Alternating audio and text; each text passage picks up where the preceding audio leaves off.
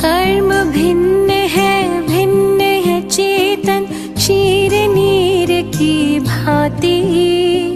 तप का ताप लगे तो बिखरे सोने से ज्यों माटी।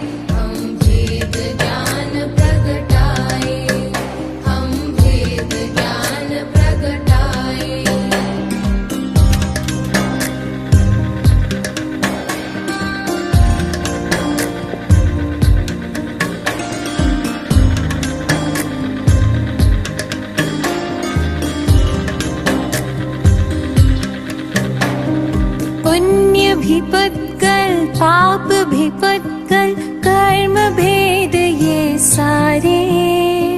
बंधते अरु सत्ता में रहते फल दे न्यारे न्यारे।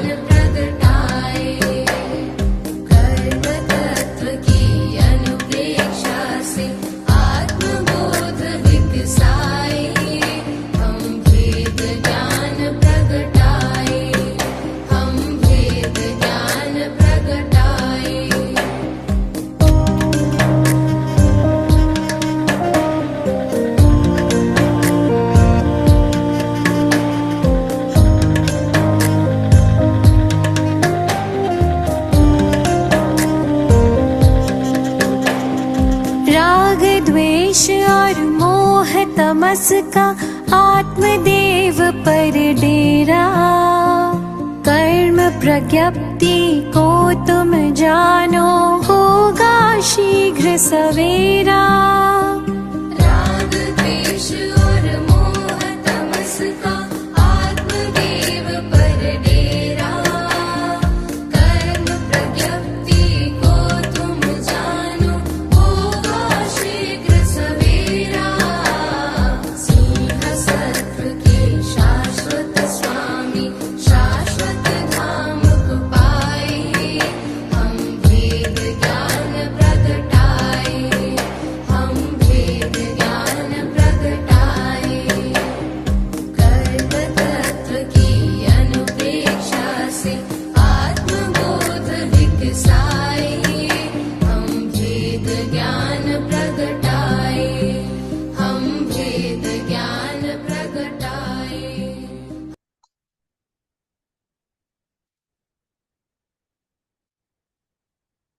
जय जिनेन्द्र साहब, सभी से सभी से जय। आप सबसे निवेदन है कि पहले अगर आप लोगों को कोई डाउट हो तो आप पूछ लीजिए, उसके बाद हम अपना जो भी अगला सेशन है वो शुरू करने का भाव रखते हैं। जय जिनेन्द्र। जय जिनेन्द्र। आप प्रथम ऑप्शन और द्वितीय ऑप्शन समझा दीजिए। ठीक है। सबसे पहले आप सबको ध्यान में प्रथम उपशम संकेत प्राप्ति की योग्यता क्या होती है, जिसको ध्यान है प्लीज एक एक पॉइंट बोल सकते हैं अपना नाम बोल करके। जय जिनेन्द्र भाभी। संगी जी। पंचेंद्री पर्याप्त जीव होना चाहिए। लिखा दृष्टि होना चाहिए। प्रथम ऑप्शन के लिए लिखा दृष्टि होना चाहिए और द्वितीय ऑप्शन के लिए संयोग दोनों। आयु कर्म के सिवाय सभी का अंत कोड़ा कोड़ी होना चाहिए। ठीक सा। देखिए अभी हम पहले प्रथम उपशम की बात करते हैं।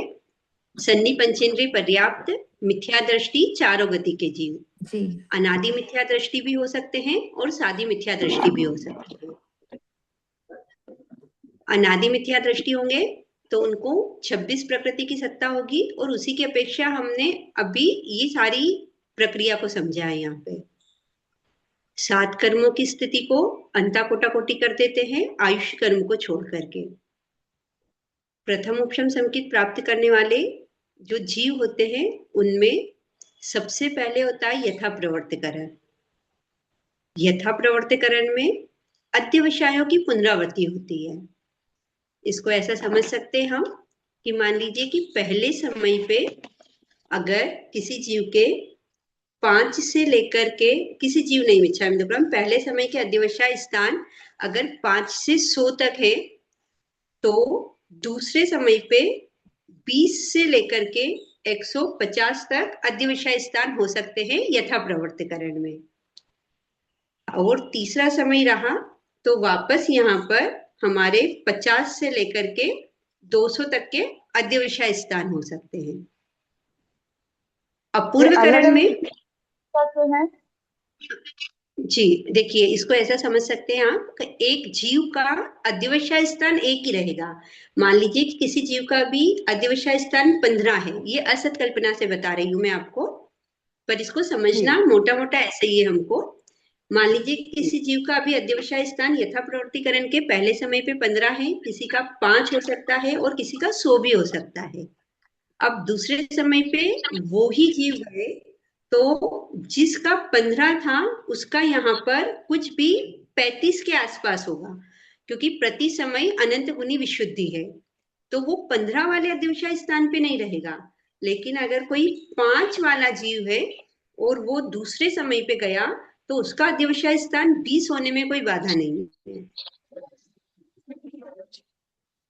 और जो जीव प्रथम समय पे 100 अध्यवसाय स्थान पे खड़ा है उसका अगले समय पे 150 होने में कोई बाधा नहीं है। ये तो हुआ हमारा यथा प्रवर्तीकरण में। अब अपूर्वकरण में क्या होगा कि अपूर्वकरण के अंदर अगर मान लीजिए कि पहले समय पर हमारे अध्यवसाय या किसी जीव के अध्यवसाय स्थान 5 से लेकर के 100 है तो अगले समय पे प्रत्येक जीव का अध्यवसाय स्थान 101 से लेके 200 होगा। चाहे 5 वाला हो चाहे 100 वाला हो, उसका अध्यवसाय स्थान किसी भी जीव का यहाँ पे वापस पुनरावृत्ति या रिपीट नहीं होगा। और अनिवृत्तिकरण में अगर पहले समय पर किसी जीव का अध्यवसाय स्थान 1000 है तो दूसरे समय पे सभी जीवों के अध्यवसाय स्थान 1500 होंगे, तीसरे समय पे 2000 होंगे, क्योंकि उसकी परिभाषा हमने किताब में पढ़ी है कि समसमय त्रैकाल्यवर्ती जीवों के अध्यवसाय स्थान हमेशा समान होते हैं, चाहे वो वर्तमान काल में अनिवृत्तिकरण के पहले समय पे हो, चाहे भूतकाल में अनिवृत्तिकरण का पहला समय हो, चाहे भविष्य काल में अनिवृत्तिकरण का पहला समय होगा। यहाँ तक सबको क्लियर है? किसी को कोई डाउट हो तो आप कृपा करा सकते हैं, उसके बाद हम आगे बढ़ते हैं। यथा प्रवर्तीकरण का एक बार वापस समझाइए ना जी देखिए, यथा प्रवर्तीकरण में अध्यवसाय दीदी स्थानों की इसको सॉरी दीदी, एक बार इसको पूरा रिपीट कर दीजिए, मुझे 2 मिनट लेट हो गया एक्चुअल में चालू करते हुए। ओके ठीक है, मैं एक बार वापस सॉरी रिपीट कर देती हूँ। सॉरी। नहीं कोई बाधा नहीं। समय का पर आप एक बार विशेष ध्यान रखिएगा। यथा प्रवर्तीकरण में सबसे पहले क्या होगा कि यथा प्रवर्तीकरण में जो हमारे अध्यवसाय स्थान होते हैं उनकी एक रेंज है, उसको असत कल्पना से हमने 5 से लेकर के 100 माना है। पहले समय पे किसी भी जीव का अध्यवसाय स्थान 5 भी हो सकता है, किसी का 15 हो सकता है और किसी का 100, इसके बीच में कुछ भी हो सकता है। अब जब जीव यथा प्रवर्तीकरण के दूसरे समय में प्रवेश करते हैं तो उसके अध्यवसाय स्थान 20 से लेकर के 150 में कुछ भी हो सकते हैं। किसी का 20 हो सकता है, किसी का 30, किसी का 40 और किसी का 150।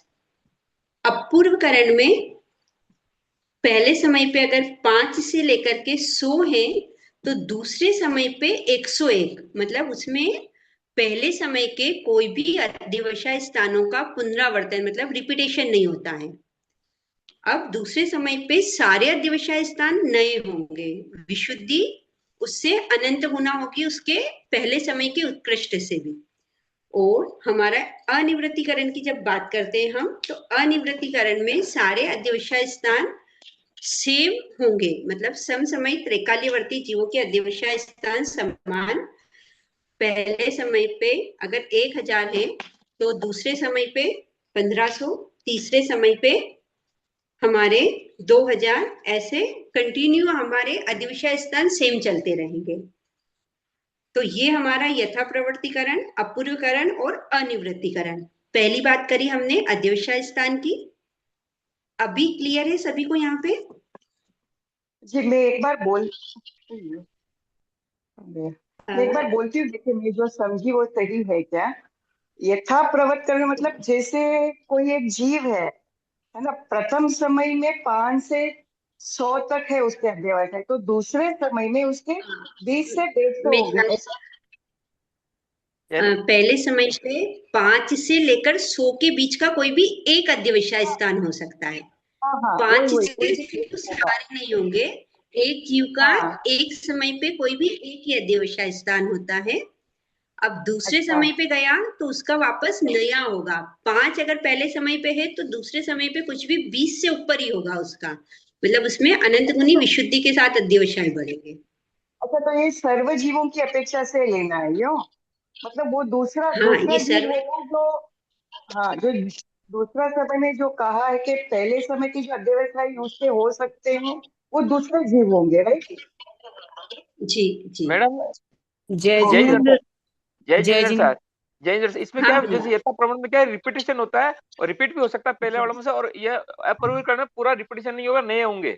यही डिफरेंस है मेन। जी बस मेन डिफरेंस यही है कि पहले समय पे यथा प्रवर्तीकरण में पहले समय के कुछ भी रिपीट होते हैं। कुछ अध्यवसाय स्थान दूसरे समय पे होंगे, लेकिन हाँ, अपूर्वकरण के पहले समय पे जो भी अध्यवसाय स्थान है वो वो दूसरे रिपीट समय नहीं पे होंगे। कोई भी नहीं होगा, सारे हाँ नए हाँ, आ जाएंगे और एकदम बरोबर। अनिवर्तन में समान होते रहते हैं, जी हाँ, समान उसमें होते कोई भी वेरिएशन नहीं है, मतलब वहां पे जी अध्यवसाय स्थान समान रहता है हर जीव का। जी जी, क्लियर हो ठीक है, गया। अब जय ओके। जय जिनेंद्र दी। जय हाँ जिनेंद्र सर दी, बोलिए। आपने बताया जैसे पहले समय में अनिवृत्तीकरण का 1000 है, दूसरे समय में हाँ 1500 है, जी, तो ये इस असत कल्पना से बताया मैंने, क्योंकि ये हाँ प्रति समय अनंत गुनी विशुद्धि है।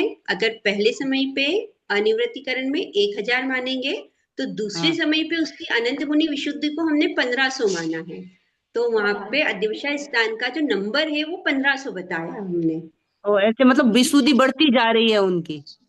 जी, प्रति समय हाँ अनंत गुनी विशुद्धि बढ़ती जा रही है, इसलिए हमने खाली एक नंबर से आपको समझा दिया कि हाँ आपको वही। ध्यान में आ जाए कि सेम रहेगी वो चीज। हाँ, एक समान बोला ना, जैसे सेम रहेगी, जैसे एक समान हो गया, जी लेकिन ठीक है। जी जय जी जिनेंद्र, बहुत कृपा करे। हाँ सर, अब हम दूसरा पॉइंट लेते हैं कि यथा प्रवर्तीकरण में सभी जीव सिर्फ और सिर्फ स्थिति बंध करते हैं। इसके अलावा ना तो अनुभव घात होता है, ना स्थिति घात होता है, और ना ही गुण श्रेणी बनती है। इसमें अंतर मुहूर्त तक समान स्थिति का बंध होता है। अंतर मुहूर्त मतलब असत कल्पना से इसको भी हमने 3 समय मान लिया कि 3 समय तक हमारी जो भी कर्मों की स्थिति बन रही है किसी भी जीव की यथा प्रवर्तीकरण में, वो अंताकोटा कोटि की बन रही है। अब अगला जो नया स्थिति बंद होगा वो पल्ल्यूपम का संखेतम भाग न्यून होगा। मतलब इसको भी असत कल्पना से अब मान लीजिए कि अगर कभी कोई जीव यहाँ पर 100 वर्ष की स्थिति बांध रहा है तो कंटिन्यू अंतर मुहूर्त तक 100 वर्ष बांधा, उसके बाद पल्ल्यूपम का असंख्यातवा भाग मतलब 5 कम कर लेते हैं हम, तो अब कंटिन्यू अंतर मुहूर्त तक वो वापस 95 95 95 की स्थिति का बंद करेगा। वापस अगला जो नया स्थिति बंद अध्याय शुरू होगा उसमें भी पल्ल्यूपम का संकेतम भाग न्यून, मतलब वो 90 90 90 अंतर मुहूर्त तक वो स्थिति का बंद करता जाएगा। ये हुआ हमारा यथा प्रवर्तीकरण में होने वाला एकमात्र कार्य। और ऐसे हजारों स्थिति बंद यथा प्रवर्तिकरण में हो जाते हैं। अब हम बात करते हैं अपूर्वकरण की। अपूर्वकरण में 4 कार्य बताए गए हैं। पहला होता है स्थिति बंध, स्थिति घात, अनुभव घात और गुण श्रेणी।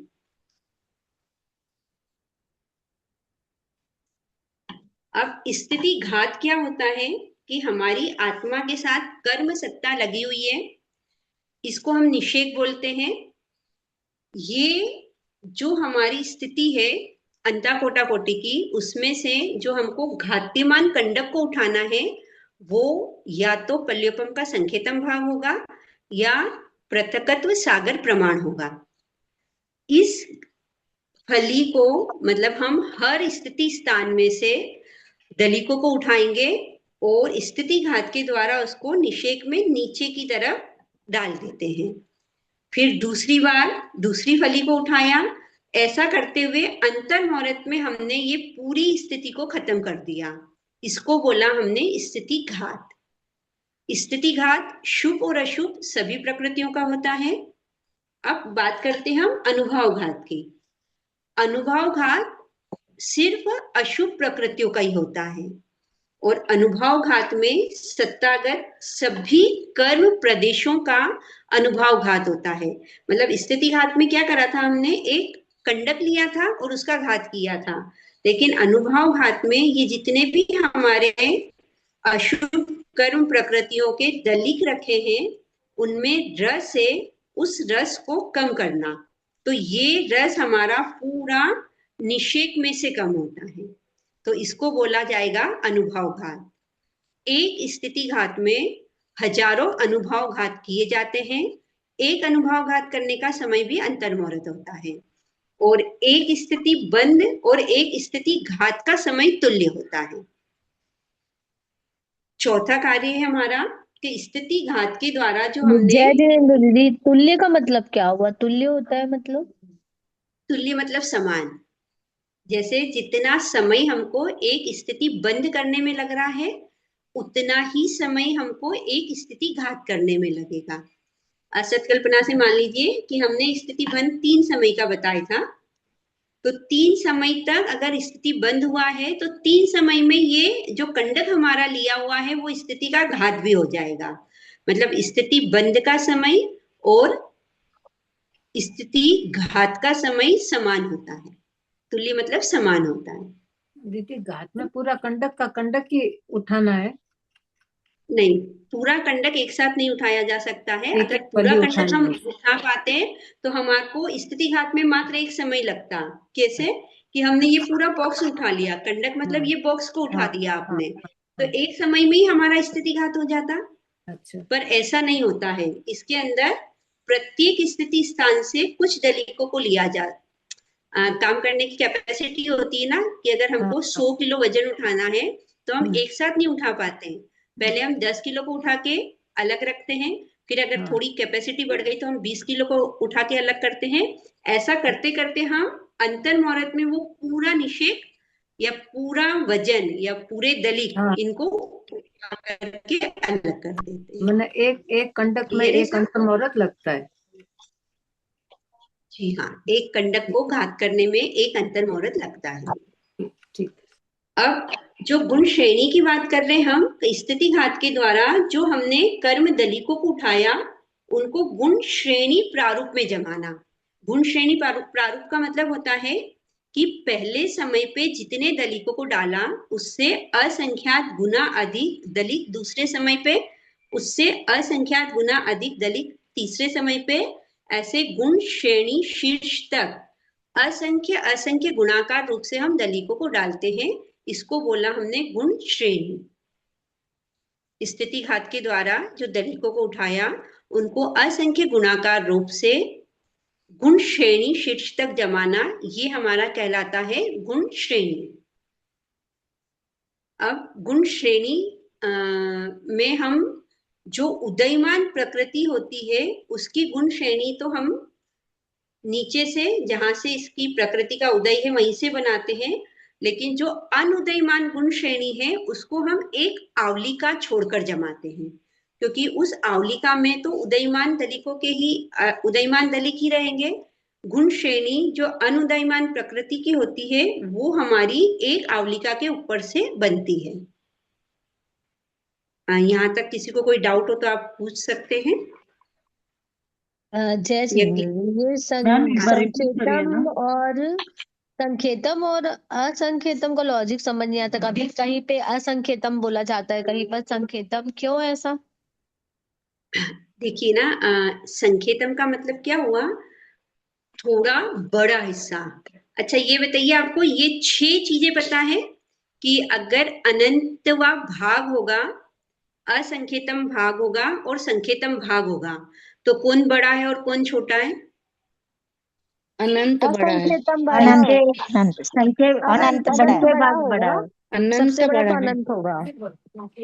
देखिए एक बार सुनिएगा आप सब। अनंतवा भाग अधिक, असंकेतमवा भाग अधिक और संकेतमवा भाग अधिक। इन तीनों में सबसे बड़ा कौन है और सबसे छोटा कौन है? तो अब हम बताते हैं कि जो अनंतवा भाग होता है वो सबसे छोटा होता है। लिख लीजिएगा ताकि आपको डाउट नहीं रहे, आगे भी कभी कोई ये ऐसा शब्द आए तो। अनंतवा भाग मतलब सबसे छोटा हिस्सा, असंख्यातवा भाग मतलब इससे बड़ा हिस्सा, असंकेतम भाग मतलब इससे बड़ा, और संकेतम भाग मतलब असंकेतम भाग से भी बड़ा। अब इसको हम अपने अपने एग्जाम्पल से समझ लेते हैं। मान लीजिए कि 1 से लेकर के 1 लाख तक की एक संख्या लिखी हुई है हमारे पास। 1 से 1 लाख के हमने अनंत टुकड़े किए। अनंत टुकड़ों का मतलब क्या हुआ कि एक एक एक एक एक एक एक एक एक एक हमने कर दिया। अब हमको बोला कि आपको अनंतवा भाग कम करना है, तो कितना कम होगा? 1 लाख में से एक टुकड़ा ही कम होगा। एक कम होगा, मतलब हम इसको एग्जाम्पल से समझ रहे हैं इसलिए एक ही कम होगा। अब किसी ने बोला कि आपको इस 1 से लेके 1 लाख तक के असंकेतम भाग करना है, तो असंकेतम भाग का मतलब क्या हुआ? हमको 5 5 5, असंकेतम मतलब हमको 5 5 5 5 के डिवीजन से इसका भाग करना है। अब बोला कि आप असंकेतम भाग कम कर दीजिए, तो 1 लाख में से कितना कम होगा? 5 कम होगा, मतलब बड़ा कौन हो गया? असंकेतम बड़ा हो गया। जी।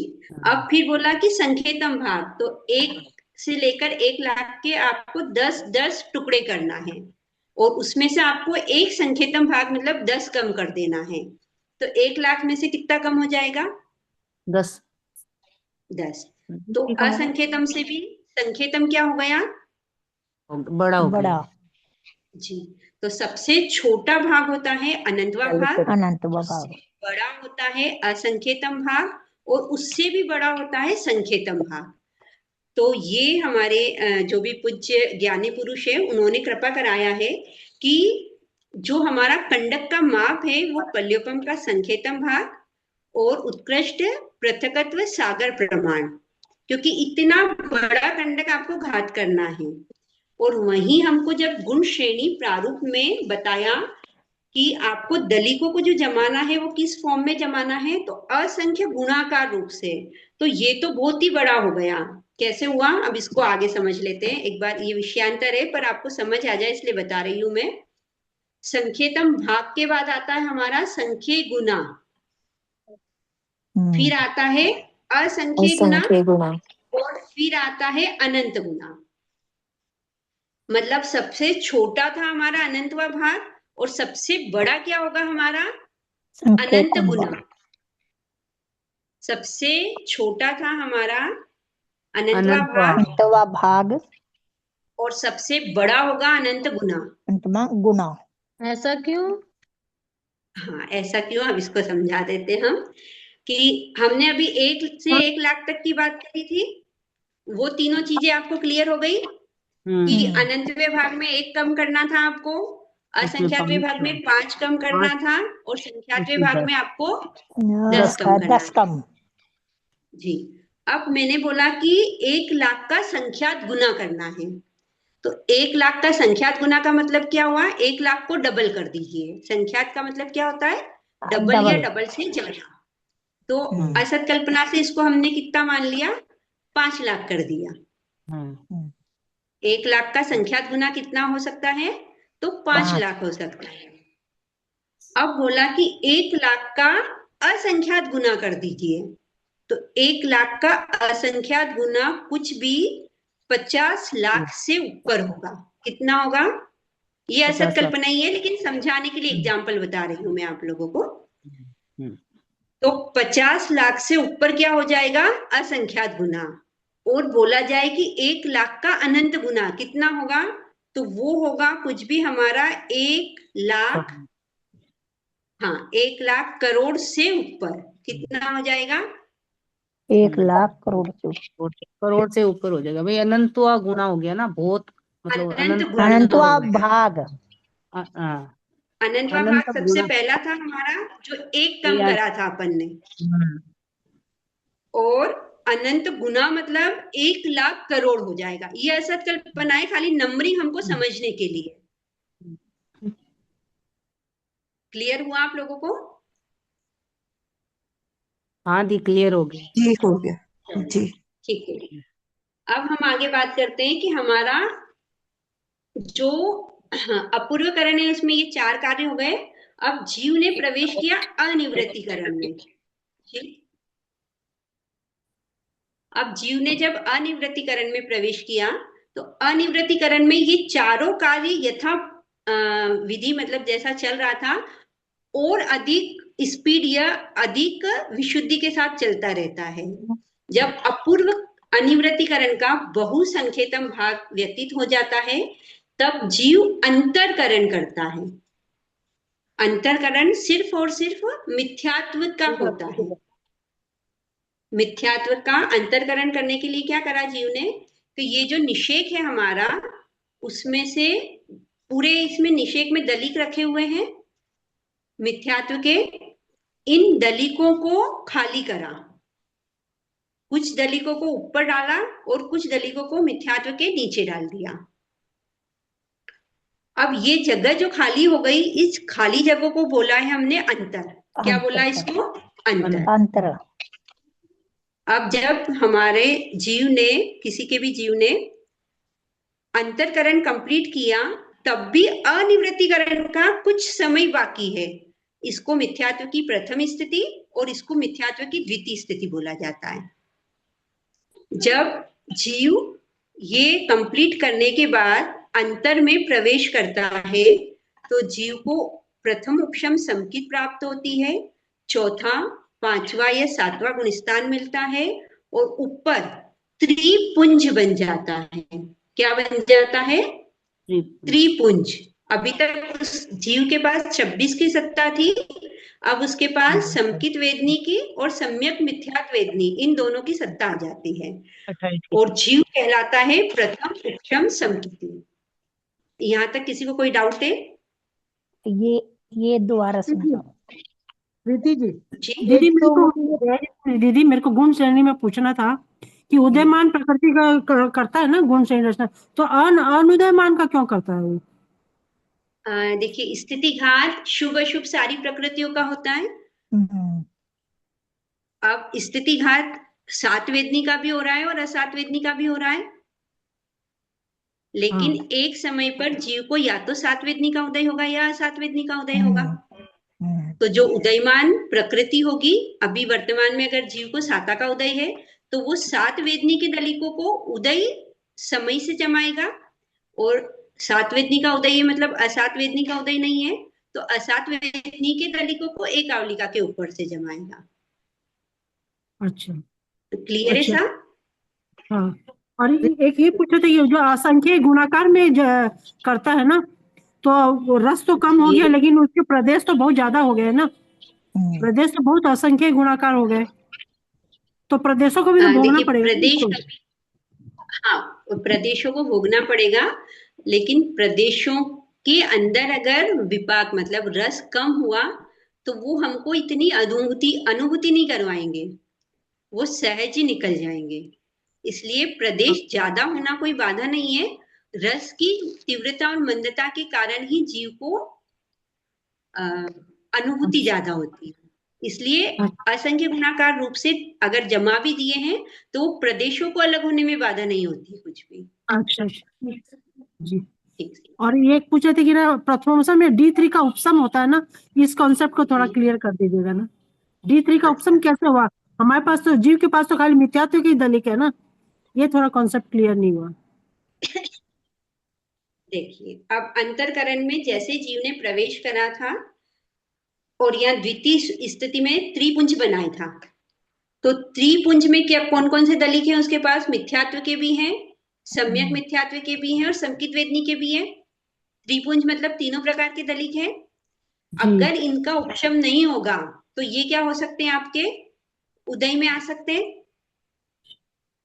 इन दलिकों का उपशम मतलब इनका रस इतना कम है, इनके ऊपर अभी कोई भी प्रकार का करण नहीं लग सकता है, मतलब ये नीचे नहीं आ सकते। तो इनको उपशमित रखना ये हमारा प्रथम उपशम संकित प्रक्रिया का कार्य होता है कि प्रथम उपशम संकित में D3 का क्या हो जाता है? उपशम। और ये हमारी अभी शुरुआत है। इसकी विशेष जानकारी के लिए जब हम उपशम श्रेणी या बहुत सारी आगे की चीजें पढ़ेंगे ना, तो आपको उपशम क्या होता है और कैसे होता है ये सारी चीजें क्लियर हो जाएगी। तो अभी हम जितना हमारे विषय में है उतना ही हम बताने का भी भाव रख रहे हैं। धीरे धीरे जैसे जैसे आप पढ़ते जाएंगे वैसे वैसे आपका विषय क्लियर होता जाएगा। जी ठीक है। भाभी एक बात है, जैसे जो मिथ्यात्व वेदनी के द्वितीय स्थिति के दलिक हैं वो तो उपशमित ही हैं और उन्हीं को हमने त्रिपुंज में कन्वर्ट किया है, तो आखिर वो उपशमित ही तो रहेंगे ना, वही कहलाएंगे। D3 उपशमित ही है। नहीं, देखिए मिथ्यात्व वेदनी अकेला था अभी हमारे पास जब तक हम अंतर में प्रवेश नहीं करे थे। पर वही दलिकों को तो हमने 3 पुंज में कन्वर्ट किया है ना, उन्हीं दलिकों को, तो वो भी उपशमित ही कहलाएंगे। का मतलब उनका रस कम कर दिया, उनका रस कम कर दिया तो मिथ्यात्व को, और अभी तक उपशमित नहीं कह रहे थे हम उसको। क्यों नहीं कह रहे थे? क्योंकि यहाँ पे आपके पास मिथ्यात्व के विपाक वाले दलिक थे। क्योंकि जब आप अंतर में प्रवेश नहीं करें ना, तब तक ऊपर भी विपाक है और नीचे भी विपाक है। अभी आपका जैसे ही आपने ये बाउंड्री क्रॉस करी, मतलब आपने अंतर में प्रवेश किया, तब जाकर के ऊपर के जो दलिक है उसको हम उपशमित बोलेंगे। अभी यहाँ पे खड़ा है तब तक आप उपशमित नहीं बोल सकते ना। आप मतलब आपका नाम नहीं पता मुझे, लेकिन जो भी आप पूछते हैं प्रश्न कि जब हम प्रथम स्थिति के अंतिम समय तक है तब तक जीव उपशम संकित वाला नहीं कहला रहा है, क्योंकि मिथ्यात्व के दलिकों का वेदन हो रहा है, उसको भोग रहा है वो।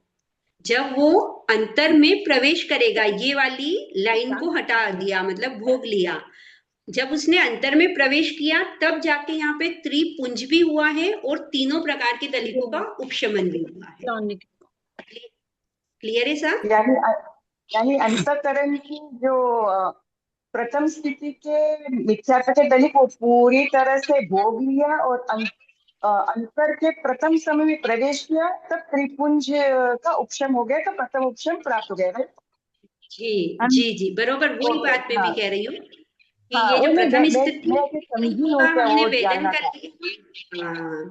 जब हम अंतर में प्रवेश करें तब त्रिपुंज और इस तीनों का उपशम, ये हमारा प्रथम उपशम कहला रहा है। अंतर में प्रवेश करना मतलब क्या करते हैं? अंतर में प्रवेश करना मतलब जो हमने मिथ्यात्व के दलिकों को हटा दिया था, कहते हैं ना हमने पूरी सफाई कर दी थी, मिथ्यात्व का एक भी दलिक यहाँ पे रखा हुआ नहीं है। जब उस जगह में प्रवेश किया, उस अंतर में प्रवेश किया, तो उसको बोला हमने अंतर में प्रवेश करना, और जैसे ही अंतर में प्रवेश हुआ वैसे ही हमारा यहाँ पे क्या हो जाएगा, ये त्रिपुंज की प्राप्ति और प्रथम उपशम संकित की प्राप्ति हो जाएगी। अंतर में प्रवेश करना मतलब तीन पुंज का उपशमन हुआ, अंतर में प्रवेश करने से। अभी वर्तमान में आप ऐसा समझ सकते हैं कि जैसे ही अंतर में प्रवेश किया वैसे ही द्वितीय स्थिति की जो सत्ता है वहां त्रिपुंज और साथ ही उन तीनों का उपशम हो गया है। मतलब अंतर में कोई क्रिया नहीं है, अंतर में प्रवेश करते वो उपशमन हो गया उन तीनों का, ऐसे हुआ ना। अंतरकरण अंतर्मुहूर्त काल है ना अंतरकरण का।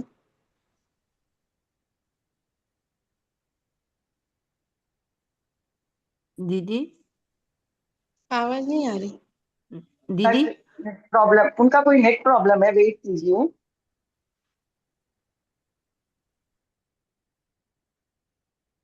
मेरे साथ सबको यहाँ पे मेरी आवाज आ रही है आप सब तक? नहीं, हाँ अब ठीक आ है, रही। आगे चले। अंतरकरण में प्रवेश किया है तो अंतर में कुछ नहीं हो रहा है। अंतर में प्रवेश करने से नहीं, 3 ऑप्शन दीदी हाँ, अंतर के अंतर में लास्ट समय में कुछ से- होता है ना, अंतर में लास्ट समय में, हाँ, अंतर वो में आगे जब बात लास्ट करते हैं समय अभी रहता हम पहले। हाँ, अभी हम आगे बात करें। पहले सबको कह रहे हैं अंतर में प्रवेश होके हुआ त्रिपुंज में जो तीनों है का उपशम शुरू हो गया और इसको प्राप्त हो गई प्रथम उपशम संकित।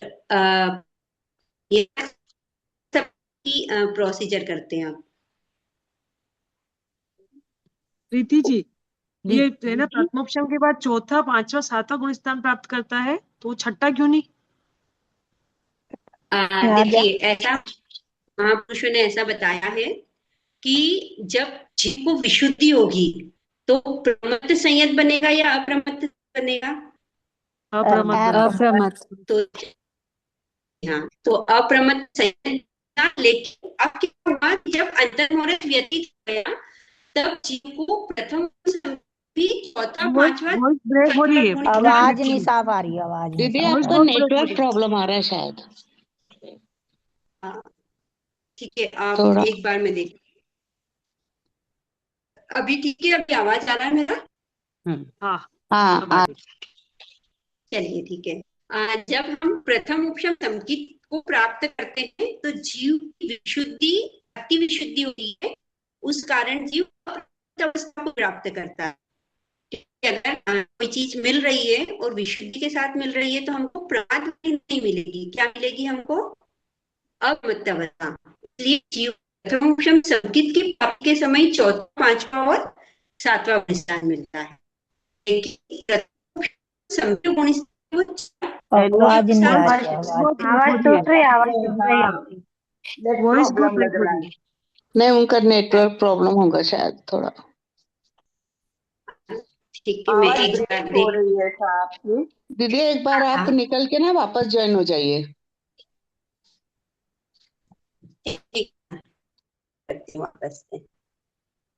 हेलो जय जिनेन्द्र दी, ये प्रथम समय पहले वो क्लियर करने दो ना, वॉइस क्लियर नहीं हुई है। अभी क्लियर आ रही है आवाज आपको? अब आ रही है। ठीक है। तो हमने बात करी थी प्रथम उपशम की प्राप्ति की प्रक्रिया है, उसके अंदर 4, 5 और 7 गुण स्थान प्राप्त होते हैं। क्योंकि पहली बार जब भी जीव प्राप्त है तो अप्रमत्त अवस्था को ही प्राप्त करता है। जब अंतर्मुहूर्त व्यतीत हो जाता है, अब अगर 5वें गुण स्थान से उसमें विशुद्धि बढ़ी है तो उसको छठा गुण स्थान भी मिल सकता है और 7वां भी मिल सकता है। ऐसा चौथे से वो छठे 7वें में भी जा सकता है। तो प्राप्त होने के अंतर्मुहूर्त के बाद प्रथम उपशम में 4, 5, 6, 7 चारों गुण स्थान हो सकते हैं, लेकिन पहली बार जब 4, 5 है दीदी, अभी भी प्रॉब्लम ही आ रही है। हाँ, आपकी आवाज ब्रेक हो रही है। प्रॉब्लम ही आ रही है दीदी आपकी।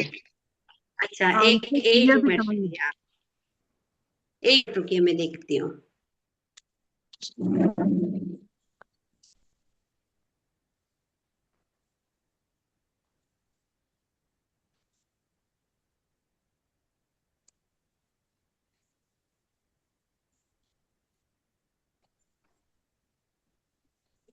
क्यों लाइट गई हुई है क्या यार?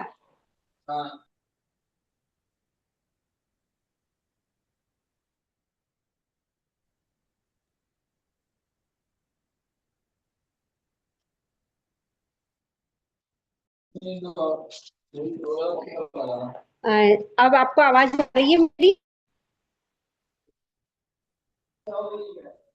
आवाज आ रही है सर? कोई डिस्टर्बेंस है अभी? अभी भी हाँ, कट रही है आवाज। थोड़ा सा ठीक है, मैं एक बार और देख लेती हूँ।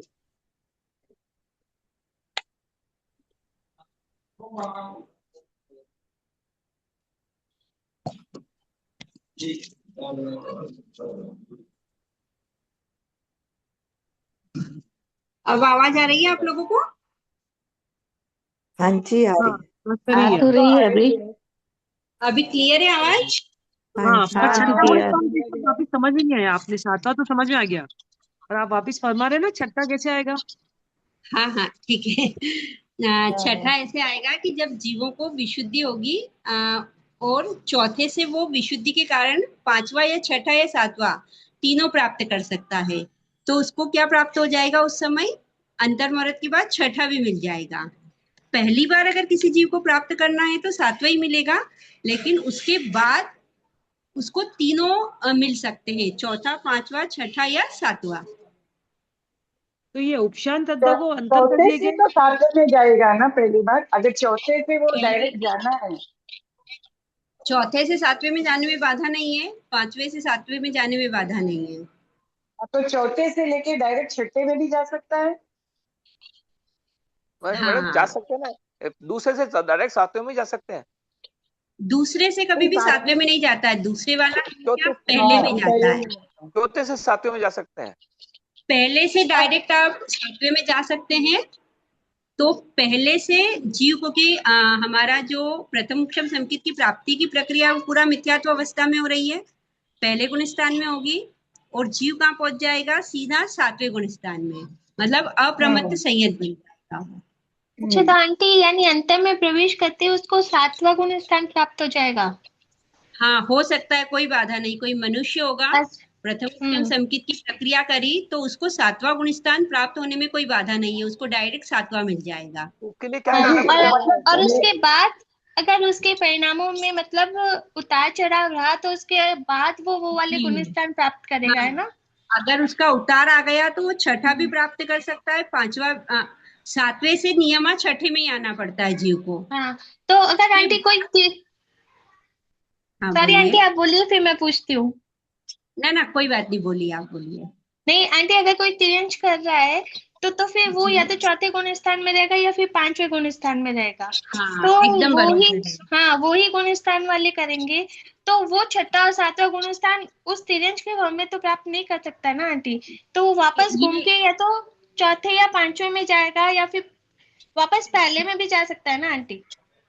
हाँ, अगर प्रथम उपशम संकित की प्राप्ति में आया है, अभी उसको प्रथम उपशम संकित प्राप्त हुई है, तो वो चौथा या पांचवा, जब प्रथम उपशम संकित प्राप्त खत्म, मतलब उसका टाइम पीरियड जो हमारा अंतर्मुहूर्त है ना, ये जो अंतरकरण में हमने अंतर्मुहूर्त का समय लिया है, ये जब अंतर्मुहूर्त खत्म हुआ प्रथम उपशम का, अब उसके भावों में मलिनता आ गई और एक और का बंध शुरू हो गया, तो जीव को क्या प्राप्त हो जाएगा? सासादन संकित, मतलब 6 आवली का या एक समय शेष रहा किसका? प्रथम उपशम संकित का, और अंतर्मुहूर्त का बंद शुरू हो गया, तो जीव को क्या प्राप्त हो जाएगा? सासादन प्राप्त हो जाएगा उसको। तो आंटी अगर इसमें तो जीव काल नहीं करता है प्रथमोपशम में, तो अगर बाई चांस वो अभी काल पूरा हो गया है इसका, मतलब जितना भी था ये प्रथमोपशम का समय व्यतीत हो गया है, अब अगर वो काल करता है आंटी तो आयुष्य पहले का बंद किया हुआ रहता है कि तभी वो बंद कर सकता है, कैसे? प्रथम उपशम संकित में कोई भी जीव आयु को बांध भी नहीं सकता है और काल भी नहीं कर सकता है। काल भी नहीं कर सकता। पहले किसी जीव ने आयुष्य को बांध लिया है, अब जब वो प्रथम उपशम कर रहा है, इसका मतलब ये समझ जाइए कि उतने टाइम पीरियड अभी उसके पास है, अभी उसको काल नहीं करना, इतना समय बचा हुआ है उसके पास। अच्छा। लेकिन जैसे ही उसका प्रथम उपशम संकित कंप्लीट हुआ, तो वो क्या कर सकता है? तो वो अब काल करके जहाँ आयुष्य बांधी वहां जा सकता है।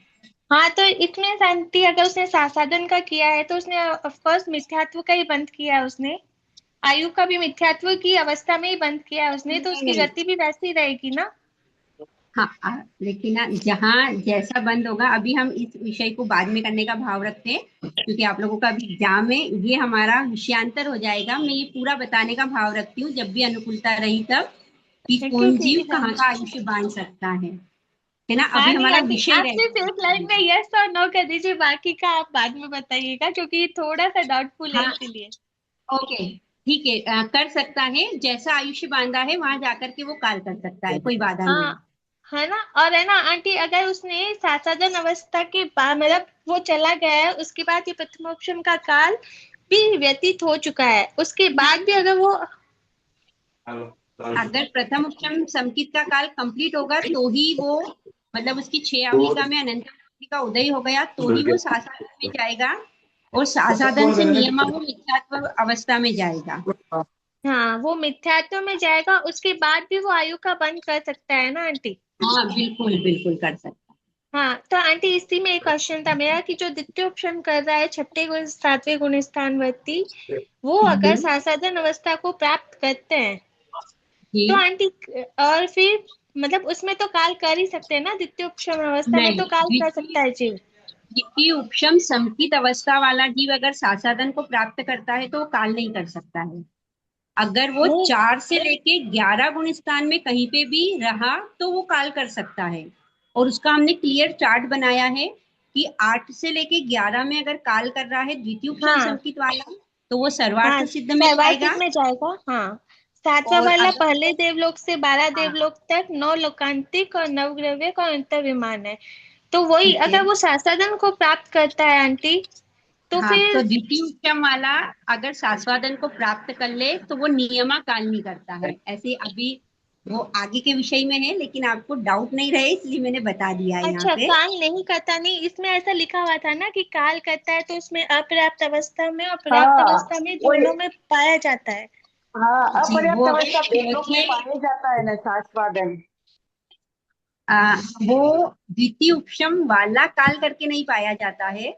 अगर कोई जीव प्रथम उपशम से गिरा है, मान लीजिए कि कोई जीव प्रथम उपशम से गिरा है, देवता भी हो सकता है और दूसरे गुण स्थान में वो आकर के काल भी कर सकते हैं, तो उस अपेक्षा से वहां पर वो दूसरा गुण स्थान आएगा। प्रथम उपशम की अपेक्षा आएगा, द्वितीय उपशम की अपेक्षा नहीं आएगा।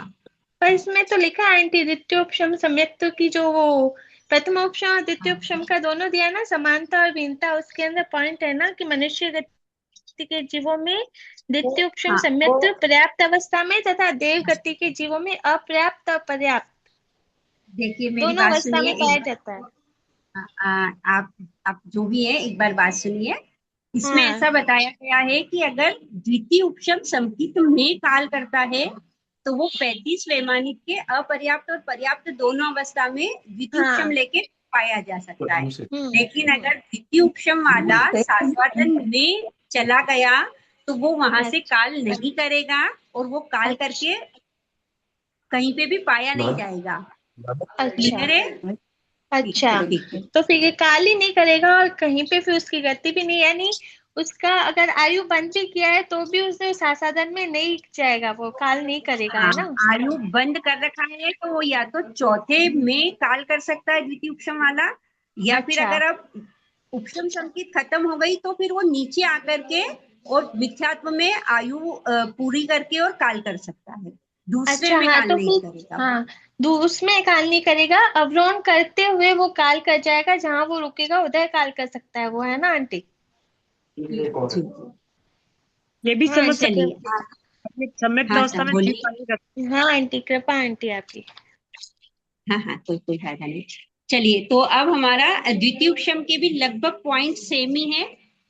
इसके अंदर बताया है कि ये द्वितीय उपशम संकेत सिर्फ छठे सातवें गुण स्थानवर्ती मनुष्य को ही मिलती है। जो संयत होते हैं उन्हीं द्वितीय उपशम संकेत प्राप्ति होती है।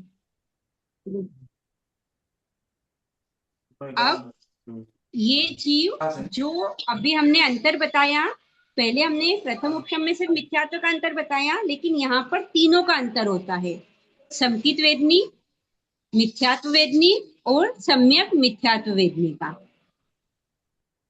और इन तीनों का जब अंतर होता है और तीनों का उपशम हो जाता है, यहाँ पर अनंतानुबंधी चतुष्क का क्षय होता है, D3 का उपशम होता है और जीव को प्राप्त होती है द्वितीय उपशम समकित। और द्वितीय उपशम समकित प्राप्त करने के पहले जीव होता है क्षयोपशम समकिति। क्या होता है जीव? क्षयोपशम समकिति, मतलब उसको समकित वेदनी का नियमा उदय होता है। ये तो आपको क्लियर है ना कि कौन से संकित में किस चीज का उदय है, कौन से संकित में किस चीज का क्षयोक्षम है। हाँ आंटी। नहीं है मैडम, नहीं है, चलिए एक बार बता दो ना प्लीज। ठीक है, हाँ मैं बताने का भाव रखती हूँ। द्वितीय उपशम संकित में अंतरकरण हुआ। अंतरकरण में हमने संकित वेदनी, सम्यक मिथ्यात्व वेदनी और मिथ्यात्व वेदनी का अंतर किया।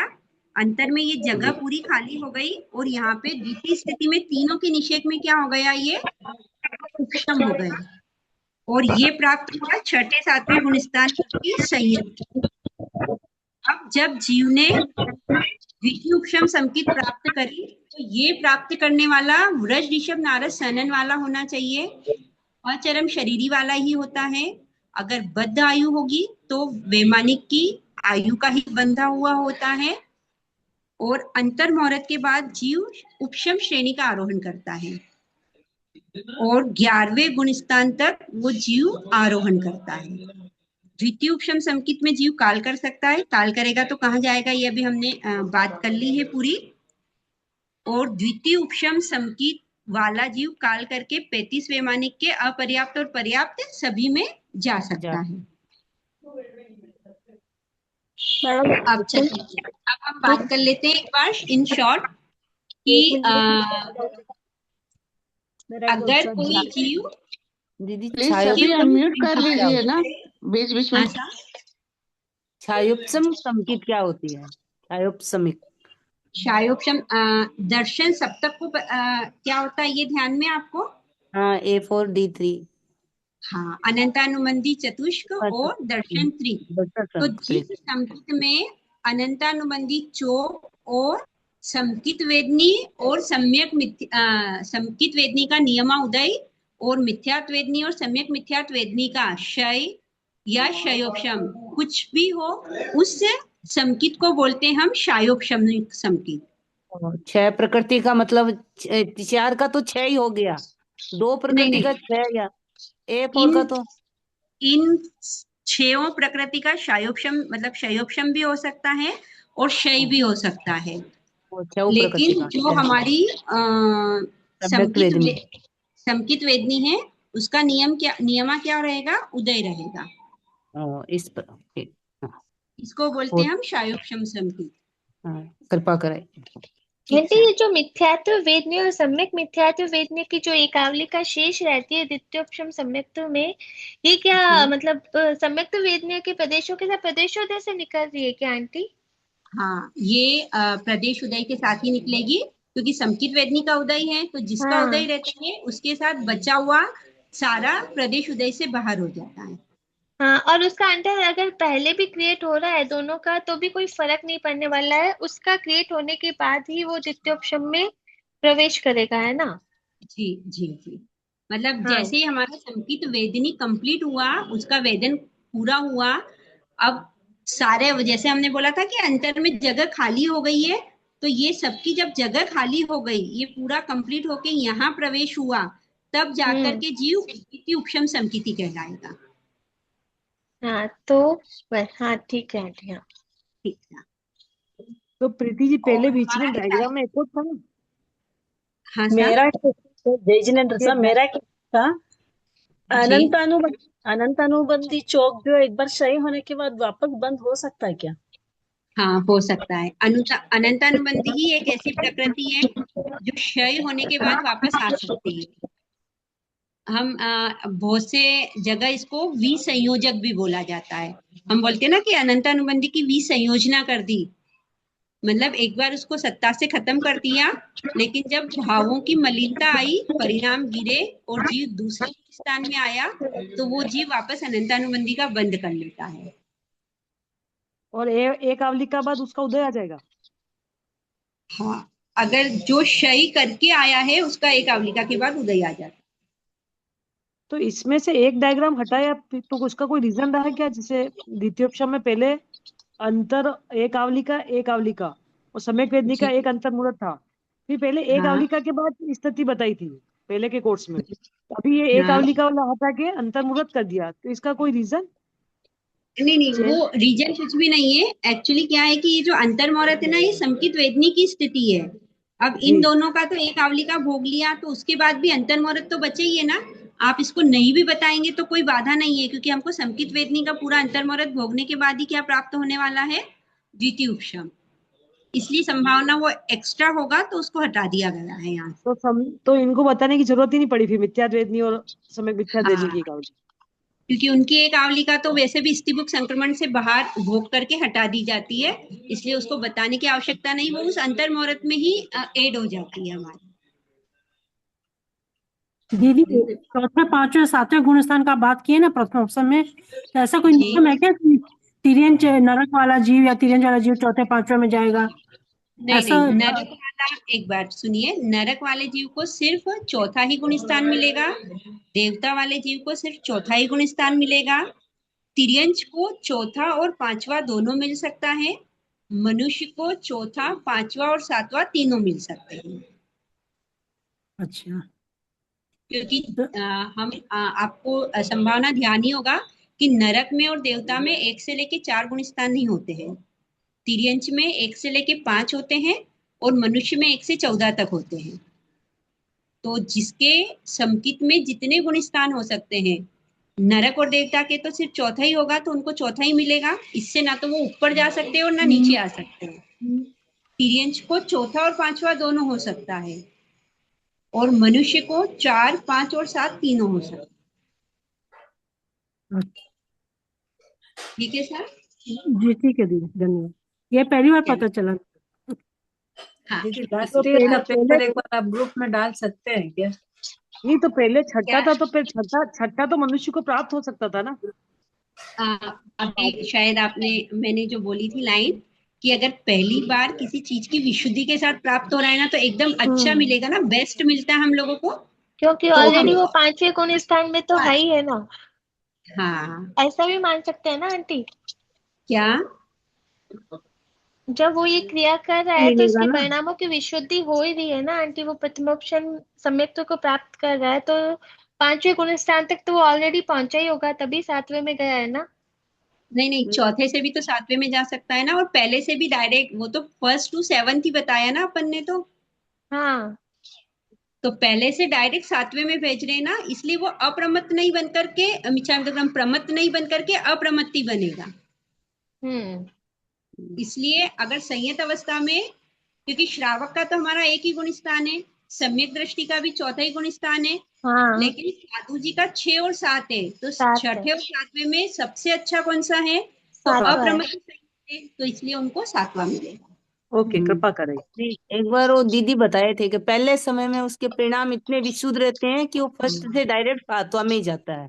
जी, ऐसा महापुरुष कृपा कराते हैं कि जब कोई जीव दीक्षा लेता है और उसके परिणामों की विशुद्धि होती है, तो दीक्षा लेते समय भी जीव को सातवां ही गुण स्थान मिलता है। ये बताए थे एक दिन क्लास में दीदी ने, तो बिल्कुल, आप बोले ना तो छठे सातवें में जा सकता है। उसके बाद जा सकते हैं परिणाम। यदि आप बोले ना प्रथमोपशम में मनुष्य चौथे में भी जा सकता है। हाँ, कोई बाधा नहीं ना, विशुद्धि का देखिए ना, सबकी विशुद्धि का लेवल समान नहीं होता है, जैसी विशुद्धि होगी उसके अकॉर्डिंग उसको गुण स्थान मिल जाएगा। अच्छा, तो प्रथमोपशम में चौथे में भी जा सकता है ना, कि सीधे हाँ, सातवें? बिल्कुल, चौथे में भी जा सकता है, पांचवें में भी जा सकता है और सातवें में भी जा सकता है। भावों से ही जाते हैं क्या? दीक्षा तो ले नहीं पाएंगे ना उस समय, दीक्षा तो ले नहीं पाएंगे, ये भावों से सातवें ये भाव सही है हमेशा। दीदी लास्ट ईयर का पेपर एक बार ग्रुप में दे सकते हैं क्या आप? लास्ट ईयर इसका कोई पेपर नहीं हुआ है एक्चुअली, ये हमारा नया ही कोर्स शुरू हुआ है, पुराने कोई पेपर होंगे तो मैं देने का भाव रखती हूँ आपको।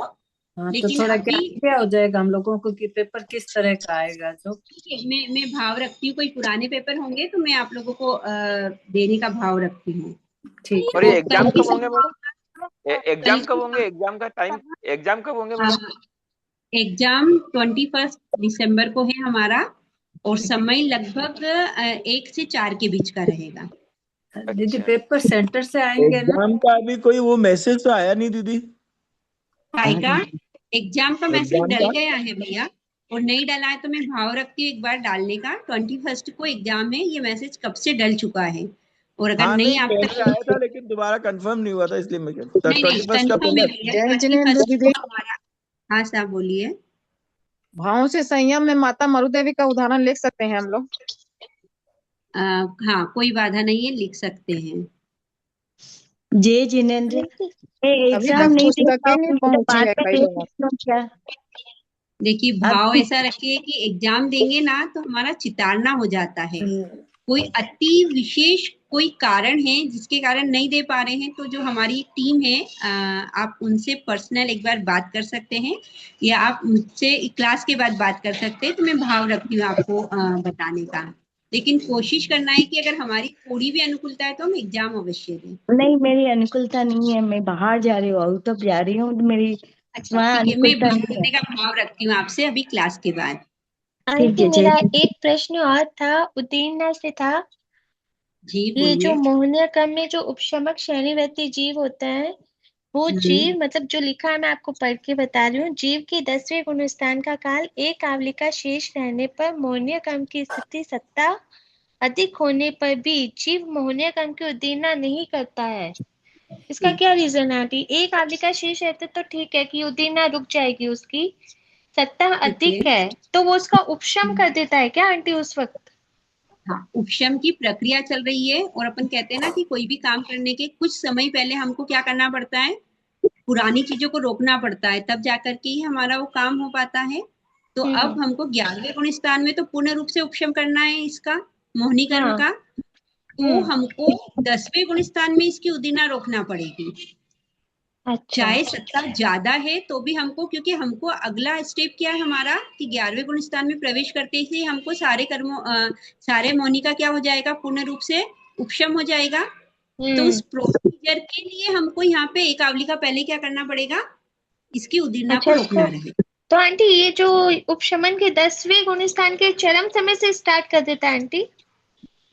नहीं, उपशम तो हमारा अगर ये शायद वापस विषयांतर है, लेकिन आपको 9वें गुणस्थान से ही एक एक प्रकृति का उपशम शुरू हो जाता है।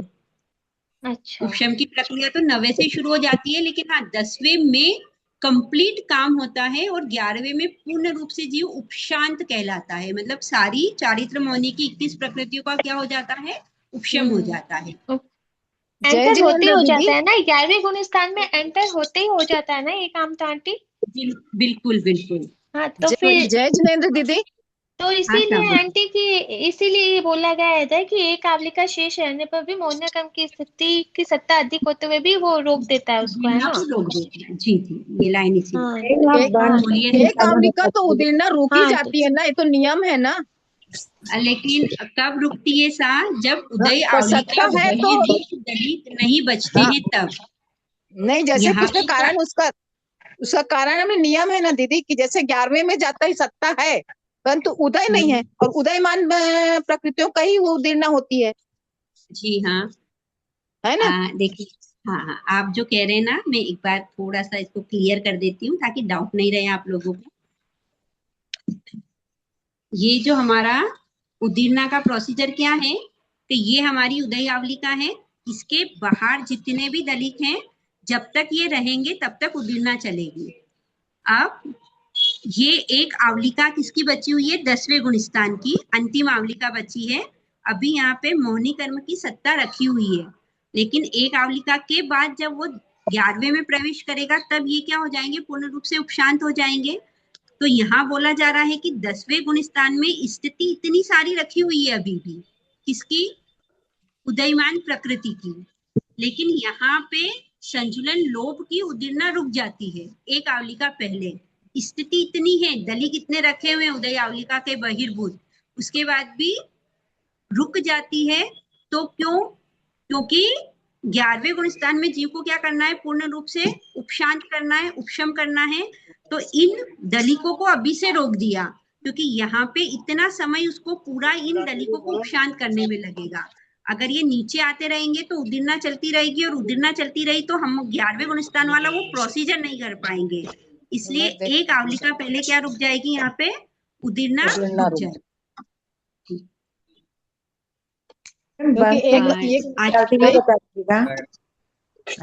कैसे निकाल।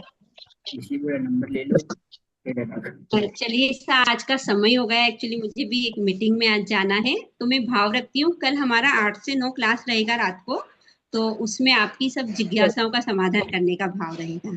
जय जिनेंद्र जय मैडम। जिनेंद्र भाभी, बहुत बहुत कृपा करिए। जिनेंद्र दीदी, जय जिनेंद्र, बहुत धन्यवाद बहुत धन्यवाद।